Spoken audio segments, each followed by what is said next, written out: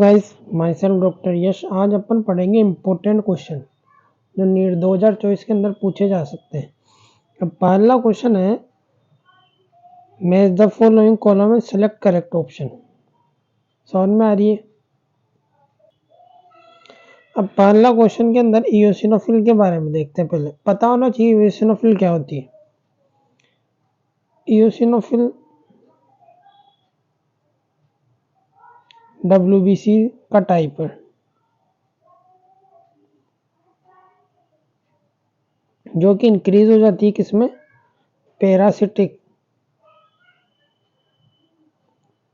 और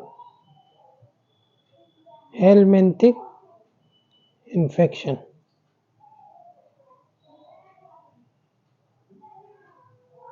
समझ में आ रही है? और ये होती है 1 to 5% of total blood, total WBC। लेकिन 5% से ज़्यादा कभी भी नहीं होगी, 5% से कमी होगी, है ना। लेस देन 5% ऐसे याद कर सकते हो आप। और क्या होता है, ये इंक्रीज हो जाती है एलर्जी एंड अस्थमा में। समझ में आ रही है? अब एक दो पॉइंट और देखते हैं इसके बारे में अपन।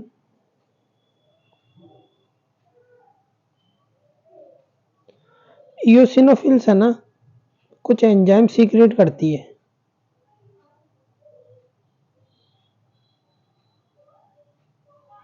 सम एंजाइम्स इंपॉर्टेंट है, एंजाइम्स पता होने चाहिए इयोसिनोफिल के। हिस्टामिन, हिस्टामिनेज, हिस्टामिन को तोड़ता है ये, ब्रेक डाउन हिस्टामिन।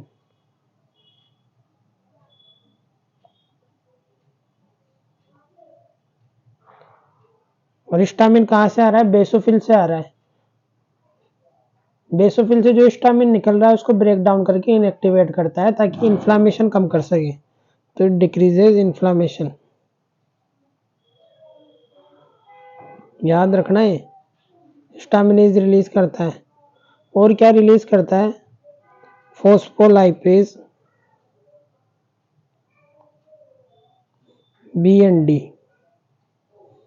समझ में आ रही है? और क्या रिलीज करता है ये, दो एंजाइम हो गए, हिस्टामिनेज, फोस्फोलाइपेज BND। एक करता है इयोसिनोफिल डिराइव्ड अराइल सल्फेटेज। इयोसिनोफिल डिराइव्ड अराइल सल्फेटेज को ये रिलीज करता है, ये एंजाइम है। ये क्या काम करता है, ये इनएक्टिवेट करता है किसको, ल्यूकोट्राइन C4। अब ल्यूकोट्राइन C4 क्या करते हैं, न्यूट्रोफिल्स को अट्रैक्ट करते हैं। जहां न्यूट्रोफिल्स आएगी तो न्यूट्रोफिल्स भी क्या करेगी, इन्फ्लामेशन करेगी और फेगोसाइटोसिस करेगी। तो ये ल्यूकोट्राइन C4 को क्या कर रहा है, इनएक्टिवेट कर रहा है और डिक्रीज कर रहा है। तो न्यूट्रोफिल कम आएगी तो इन्फ्लामेशन कम होगा। तो ये भी प्रॉपर्टी किसकी हो गई, एंटी इन्फ्लामेटरी, क्योंकि ल्यूकोट्राइन C4 को इनएक्टिवेट कर रहा है। और ल्यूकोट्राइन C4, ल्यूको का मतलब क्या होता है, WBC। ल्यूको का मतलब क्या होता है, WBC। तो ये WBC का टाइप होती है ल्यूकोट्राइन्स। WBC का टाइप क्या होती है, ल्यूकोसाइट्स। उसको क्या करता है, अपने पास बुलाता है, कौन, ल्यूकोट्राइन C4। तो ये ल्यूकोट्राइन C4 को क्या कर रहा है, इनएक्टिवेट कर रहा है, यूसिनोफिल डिराइव्ड अराइल सल्फेट। तो न्यूट्रोफिल कम आएगी वहां पे। ल्यूकोसाइड का टाइप है न्यूट्रोफिल, जिसे कौन अटैक कर रहा है, ल्यूकोट्राइन C4। तो ये ल्यूकोट्राइन C4 को इनएक्टिवेट कर रहा है तो WBC वहां पे कम आएगी। WBC क्या करती है, इन्फ्लामेशन और फेगोसाइटोसिस। तो अब इन्फ्लामेशन और फेगोसाइटोसिस कम होगा। समझ में आ गई? और चीज याद रखना, इयोसिनोफिल की न्यूक्लियस कैसी होती है, बाइलोब्ड और स्पेक्टेकल टाइप, यानी कि चश्मे की जैसी, ये ऐसी। समझ में आ रहा है? अब इसके अंदर कुछ प्रोटीन्स होते हैं, उनके बारे में पढ़ते हैं अपन। Major protein of इयोसिनोफिल।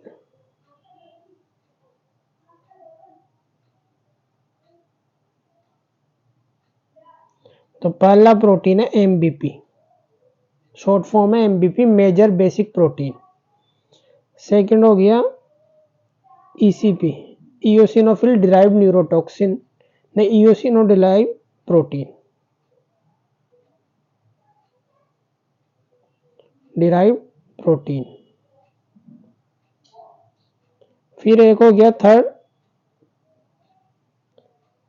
ईडीएन,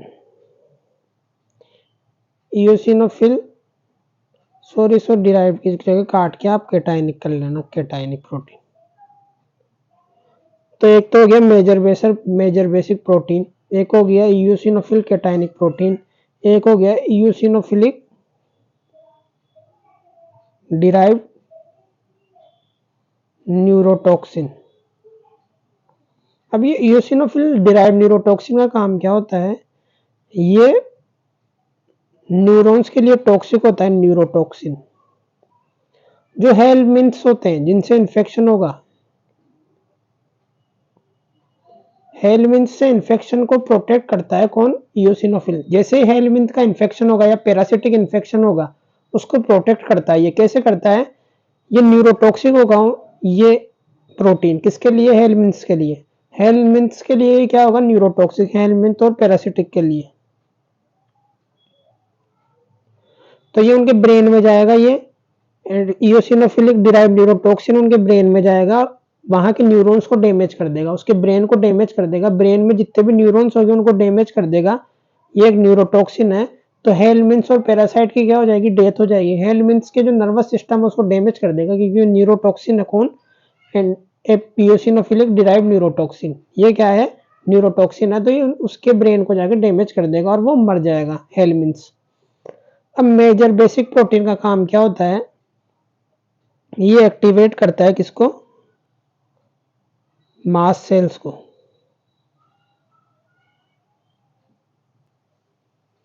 major basic protein और इयोसिनोफिलिक केटाइनिक प्रोटीन, ये एक्टिवेट करेगा मास सेल को, ये दोनों प्रोटीन। और वो क्या रिलीज करेगा, फिर हिस्टामिनेज, हिस्टामिनेज नहीं हिस्टामिन। और वो हिस्टामिन क्या कर देगा, इन्फ्लामेशन कर देगा और ब्रोंको कंस्ट्रिक्शन कर देगा। और पेशेंट को किसके सिम्टम्स आ जाएंगे, अस्थमा के।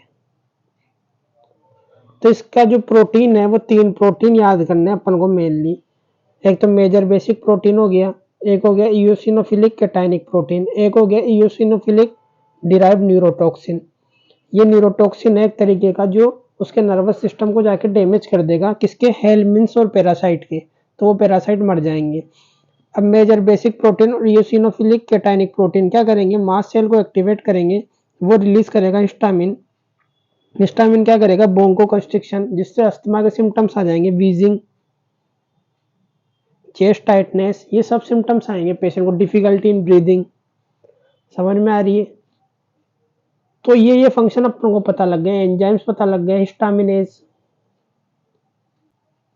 हिस्टामिनेज हो गया। और एक क्या हो गया, फोस्फोलाइपेज बी एंड डी। और तीसरा क्या है, eosinophilic derived aryl sulphate, eosinophil derived aryl sulphate. वो क्या करता है, ल्यूकोट्राइन को इनएक्टिवेट करता है, जिससे वहां न्यूट्रोफिल नहीं आ पाएगी। समझ में आ गया। तो देखते हैं अपन इयोसिनोफिल के बारे में अपन ने पढ़ लिया। ये किस में इंक्रीज होगी, अस्थमा में और पैरासिटिक और हेलमिंथिक इन्फेक्शन में। इसके एंजाइम्स कौन कौन से होंगे, इसके एंजाइम्स होंगे हिस्टामिनेज, फोस्फोलाइपेज बी एंड डी, और क्या होगा, इयोसिनोफिलिक डिराइव्ड एराइल सल्फेट। समझ में आ गया, सल्फेटेज समझ में आ गया। अब इयोसिनो इस ऑप्शन में देखते हैं, हिस्टामिनेज दे रखा है, रिलीज हिस्टामिनेज, और डिस्ट्रक्टिव एंजाइम। डिस्ट्रक्टिव एंजाइम्स में कौन कौन से आ जाएंगे, डिस्ट्रक्टिव एंजाइम्स में आ जाएंगे फोस्फोलाइपेज बी एंड डी, और क्या हो जाएगा, अराइल सल्फेट। और इसके अंदर प्रोटीन आ जाएंगे, डिस्ट्रक्टिव प्रोटीन्स। प्रोटीन्स और एंजाइम से सेम चीज हो गई ना। प्रोटीन एंजाइम किसके बने हुए होते हैं, प्रोटीन्स के। तो एक अपन ने पढ़ा था एपिथेलियल इयोसिनोफिलिक डिराइव्ड न्यूरोटॉक्सिन, वो क्या कर रहा था, डैमेज, वो डिस्ट्रक्टिव एंजाइम था। तो इसका हो जाएगा ए का थर्ड के साथ। न्यूट्रोफिल क्या है, डब्ल्यूबीसी में कौन कौन सी फेगोसाइटिक सेल्स होती है, अपने जितने भी डब्ल्यूबीसी उनमें 3 फेगोसाइटिक सेल्स होती है पूरे डब्ल्यूबीसी में। एक तो न्यूट्रोफिल, एक यूसिनोफिल, एक हो गया मोनोसाइट। मोनोसाइट फिर एक्टिवेट होकर मैक्रोफेज में कन्वर्ट हो जाती है। तो सबसे ज्यादा खतरनाक फेगोसाइटिक सेल कौन सी? न्यूट्रोफिल। उसके बाद मोनोसाइट और सबसे वीक होती है यूसिनोफिल। तो न्यूट्रोफिल का हो जाएगा फेगोसाइटोसिस, सी का सेकंड। तो सी का सेकंड इसमें दे रखा है, एक का थर्ड दे रखा है, तो यही आंसर होगा, इसमें दिया हुआ है। और देख लो बेसोफिल क्या रिलीज करते हैं? बेसोफिल रिलीज करते हैं stamen. Lymphocyte immune response. Immune response कैसे करता है लिम्फोसाइट? दो तरह की लिम्फोसाइट पड़ी है, बी और टी लिम्फोसाइट। बी लिम्फोसाइट क्या करती है? एंटीबॉडी बनाती है। एंटीबॉडी डैमेज करेगी उसको, किसको? बैक्टीरिया को। समझ में आ रही है? या ऑप्शनाइज कर देगी, बैक्टीरिया के चारों तरफ लग जाएगी जाके, बैक्टीरिया के चारों तरफ एंटीबॉडी जाके लग जाएगी, फिर इसको कोई फेगोसाइटिक सेल जाके खा जाएगी। समझ में आ गया? तो ये हो गए अपना ये क्वेश्चन कंप्लीट। इंपॉर्टेंट क्वेश्चन, इससे कई सारे कंसेप्ट क्लियर हो रहे हैं अपने। समझ में आ गया? With respect to the ABO blood group, there are four major blood types. Four major blood types क्या है? A blood group, AB blood group, B blood group और O blood group. Because this blood group is determined by कितने? तीन allele से determine होते हैं, आई ए, आई B और small I, और क्या कह सकते हो? आई ओ। या तो स्मॉल आई कह दो या आई ओ कह दो। समझ में आ रही है? तो तीन एलील से डिसाइड हो रहे हैं, जिनमें से आई ए और आई बी जब एक साथ प्रेजेंट होंगे तो ये हो जाएंगे कोडोमिनेंट। कोडोमिनेंट का मतलब क्या है? ये एक दूसरे को दबाएंगे नहीं, ये एक साथ दोनों एक्सप्रेस होंगे। मतलब एक साथ दोनों एक्सप्रेस होंगे। जैसे मान लो आपने आई ए भी एक्सप्रेस हो रहा है और आई बी भी एक्सप्रेस हो रहा है, ऐसा नहीं है आई ए आई बी को दबा देगा, आई बी आई ए को दबा देगा। समझ में आ रही है? जैसे आपने एक कहीं गाय देखी होगी या कोई डॉग देखा होगा जिसके पूरा कलर कैसा होता है? व्हाइट, और उसके कई जगह क्या होते हैं? ब्लैक कलर के स्पॉट्स होते हैं। समझ में आ रहा है?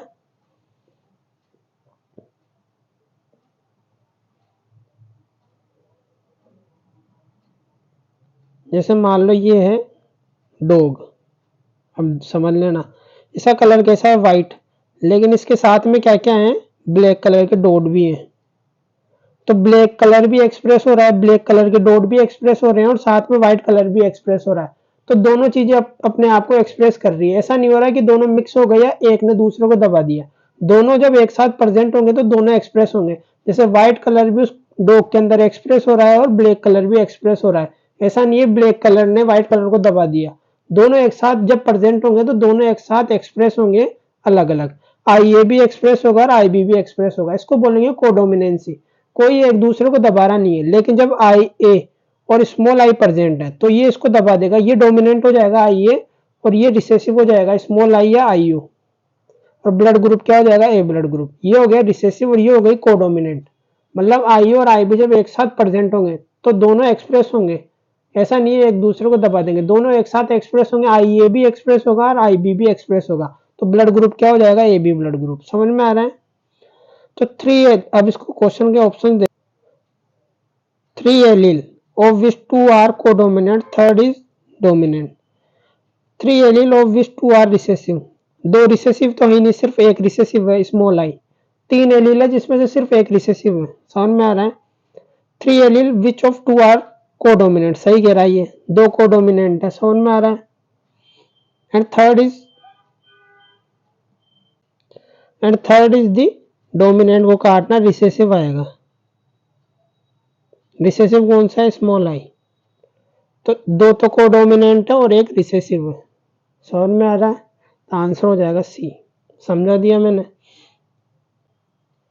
अभी क्वेश्चन को देखो, which one of the following vertebra organs receive the oxygenated blood only. कौन सा ऑर्गन है जिसमें केवल ऑक्सीजनेटेड ब्लड आता है? तो इसका आंसर होगा डी स्प्लीन।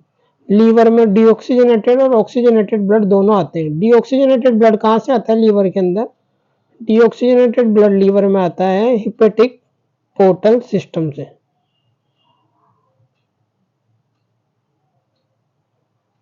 समझ में आ रही है? तो लीवर के अंदर डीऑक्सीजनेटेड ब्लड आता है हिपेटिक पोर्टल सिस्टम से। और लंग्स के अंदर कहां से आता है? लंग्स के अंदर आता है राइट एट्रियम से ब्लड आता है from right atrium.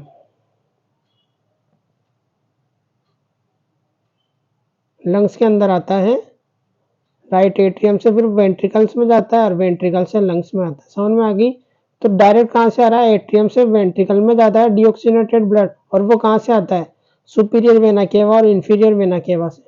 Superior inferior vena cava से राइट एट्रियम में आया, वहां से राइट वेंट्रिकल में गया, राइट वेंट्रिकल से कहाँ गया? पल्मोनरी आर्टरी से कहाँ गया? लंग्स में। और लंग्स में वो क्या हो गया? ऑक्सीजनेटेड होके वापस किस में आ गया? लेफ्ट एट्रियम में। लेफ्ट एट्रियम से वापस किस में आ गया? लेफ्ट वेंट्रिकल में। और लेफ्ट वेंट्रिकल से अरोटा से कहाँ चला गया? पूरी बॉडी में ऑक्सीजनेटेड ब्लड की सप्लाई हो गई। समझ में आ रहा है? और गिल्स के अंदर तो दोनों आते हैं, ऑक्सीजनेटेड और डीऑक्सीजनेटेड ब्लड का एक्सचेंज होता है गिल्स में। तो इसका आंसर होगा डी स्प्लीन। समझ में आ रही है? समझ में आ रही है ना? तो गिल्स और लंग्स में तो कहां क्यों आ रहा है डीऑक्सीजनेटेड ब्लड? डीऑक्सीजनेटेड ब्लड क्यों आ रहा है स्प्लीन वो गिल्स और लंग्स में? डीऑक्सीजनेटेड ब्लड आ रहा है गिल्स और लंग्स में ऑक्सीजनेशन के लिए। लंग्स में आ रहा है राइट वेंट्रिकल से, और गिल्स के अंदर आ रहा है ब्लड का फ्लो हो रहा है वहां पे आ रहा है ताकि वो ऑक्सीजनेशन हो सके। फिश में होते हैं गिल्स, किस में होते हैं? फिश में, पाइसेस में।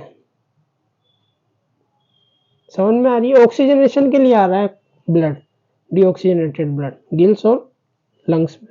अब दूसरा, what is correct for blood group O? Blood group O का क्या मतलब है? ब्लड ग्रुप ओ का मतलब है आईओ और आईओ दोनों एक साथ प्रेजेंट है, या फिर क्या कह सकते हो स्मॉल आई और स्मॉल आई दोनों एक ही बात है। या तो आईओ क्यों या स्मॉल आई क्यों, आईओ कहोगे या स्मॉल आई कहोगे, दोनों एक ही बात है। अगर ये दोनों एक साथ प्रेजेंट होंगे तब ब्लड ग्रुप क्या होगा? तब ब्लड ग्रुप होगा O blood group. Blood O group होगा, है ना? अब इसका मतलब क्या है कि इसके अंदर ना तो ए एंटीजन है, ना तो आई ए एंटीजन है, ना आई बी एंटीजन है। तो इसके लिए दोनों, ना तो इसके अंदर आई ए एंटीजन है ना आई बी एंटीजन है, तो ये इसके लिए दोनों फॉरेन सब्सटेंस हो गए। ये जानता ही नहीं है आई ए क्या है और आई बी क्या है, इसके लिए दोनों क्या है? Foreign substance. और फॉरेन सब्सटेंस के लिए बॉडी में क्या होती है? एंटीबॉडी। समझ में आ रही है ना? क्योंकि आई और आई बी इसकी बॉडी में थे ही नहीं शुरू से, तो इसके लिए क्या हो गए? फॉरेन सब्सटेंस हो गए। ना तो आई ए एंटीजन को जानता, ना ये आई बी एंटीजन को जानता है। क्यों? क्योंकि इसकी बॉडी में कभी थे ही नहीं है एंटीजन, तो इसके लिए एंटीजन क्या हो गए? फॉरेन सब्सटेंस हो गए। तो इनके खिलाफ एंटीबॉडी बनेगी बॉडी के अंदर। समझ में आ रहा है? एंटीबॉडी बनेगी इनके खिलाफ, आई ए के खिलाफ भी एंटीबॉडी होगी और आई बी के खिलाफ भी एंटीबॉडी होगी, क्योंकि फॉरेन सब्सटेंस के लिए अपनी बॉडी एंटीबॉडी बनाती है। वैसे मान लो किसी का ब्लड ग्रुप हो ए बी, तो उसके अंदर आई ए एंटीजन भी है और आई बी एंटीजन भी है, तो अब बॉडी दोनों को जानती है। इस बॉडी के अंदर शुरू से प्रेजेंट है ये आई ए एंटीजन और आई बी एंटीजन, तो इसके लिए दोनों फॉरेन सब्सटेंस नहीं है। फॉरेन सब्सटेंस नहीं है तो इसका मतलब एंटीबॉडी भी नहीं होगी इनके खिलाफ। ओ ब्लड ग्रुप के अंदर ये दोनों फॉरेन सब्सटेंस हो गए, क्योंकि ये दोनों एंटीजन प्रेजेंट नहीं होते ब्लड में शुरू से, तो इनके खिलाफ एंटीबॉडी होगी। समझ में आ रहा है? No antigen but both A and B antibodies are present, तो आंसर क्या हो जाएगा? फर्स्ट। समझ में आ गया? अब ये क्वेश्चन देखो, true about RBCs in human, they carry about 20 to 25% of CO2। ये आंसर सही है। अब इसको समझना कैसे कैरी करता है। जो अपने आरबीसी होते हैं,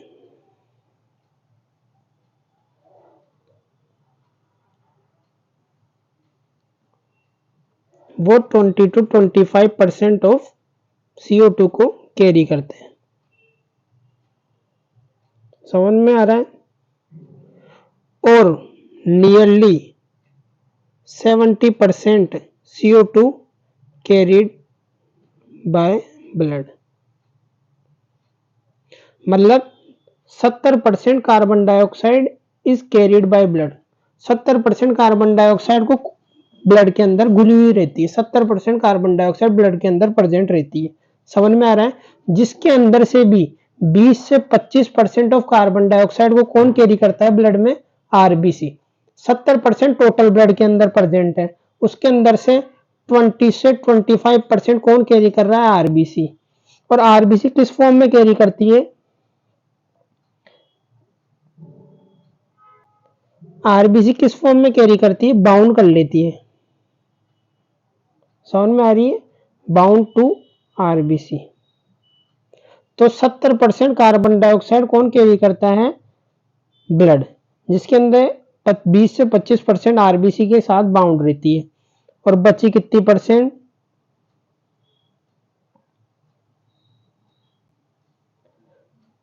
70% ब्लड में किस फॉर्म में कैरी करती है, 70% किस फॉर्म में कैरी करती है, 70% कैरी कर रही है बाइकार्बोनेट SCO3। समझ में आ रहा है, 70% किस फॉर्म में कैरी कर रही है, SCO3 की प्रेजेंस में कैरी कर रही है। तो 20 से 25% बाउंड होती है आरबीसी में, और जो ये 70% कैरी कर रहा है ब्लड, वो कैसे कैरी कर रहा है, बाइकार्बोनेट आयन की फॉर्म में। समझ में आ रही है। तो 20 से 25% बची कितनी है अब, 7%। 7% कैसे कैरी करेगा, 7% कैरी करेगा डिजोल्व फॉर्म इन प्लाज्मा। समझ में आ रहा है। तो अपने ब्लड के अंदर मान लो 100% कार्बन डाइऑक्साइड है, जिसके अंदर से 20 से 25% कौन कैरी कर रहा है, आरबीसी कैरी कर रहा है, अपने आप में बाउंड करके कैरी कर रहा है आरबीसी 20 से 25%। और 70% कौन कैरी कर रहा है, 70% ब्लड के अंदर बाइकार्बोनेट की फॉर्म में कैरी कर रहा है ब्लड। समझ में आ रहा है। 70% तो बाइकार्बोनेट की फॉर्म में ट्रेवल हो रही है ब्लड के अंदर, और 20 से 25% आरबीसी से बाउंड है, और 7% डिजोल्व इन प्लाज्मा। समझ में आ गया। और ऑक्सीजन कैसे कैरी होती है, 97% of oxygen is transported by RBC, और बाकी की 3% carried in dissolve form plasma.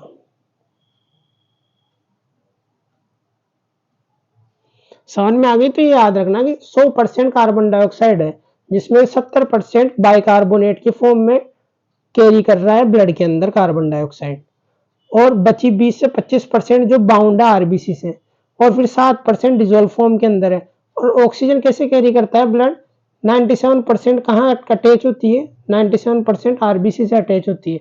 बची 3% डिजोल्व प्लाज्मा की फॉर्म में कैरी करता है ब्लड। समझ में आ गई।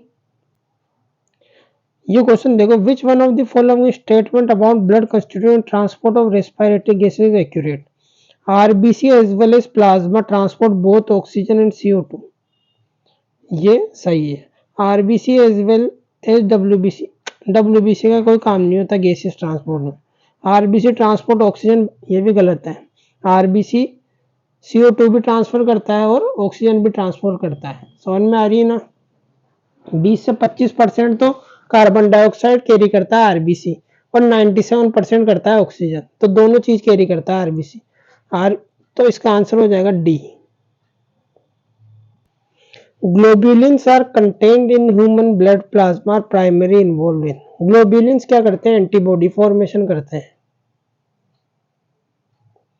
और ये क्या है, डिफेंस मैकेनिज्म है।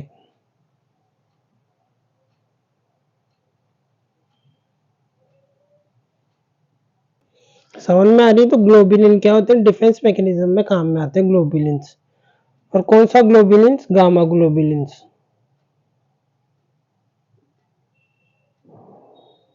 दो ग्लोब्यूलिन्स और होते हैं, अल्फा और बीटा, लेकिन गामा ग्लोब्यूलिन्स हेल्प काम आता है एंटीबॉडी फॉर्मेशन में। गामा ग्लोब्यूलिन्स, समझ में आ रहा है, गामा ग्लोब्यूलिन्स। और कौन बनाती है एंटीबॉडी, एंटीबॉडी बनाती है बी लिम्फोसाइट। किसकी हेल्प से, गामा ग्लोब्यूलिन्स की हेल्प से। ये मॉलिक्यूल, इस मॉलिक्यूल से एंटीबॉडी बनाती है कौन, बी लिम्फोसाइट। मतलब इस गामा ग्लोब्यूलिन को लेगी और इससे एंटीबॉडी बना देगी कौन, बी लिम्फोसाइट, और फिर रिलीज कर देगी एंटीबॉडी। समझ में आ गया। तो आंसर हो जाएगा defence mechanism of body. The hemoglobin of human fetus has lower affinity for oxygen than that of adult। नहीं, higher affinity होती है ऑक्सीजन की, has higher affinity for oxygen than adult। समझ में आ गया, higher affinity। तो ये लेक्चर यहाँ खत्म होता है। Please like and subscribe this channel.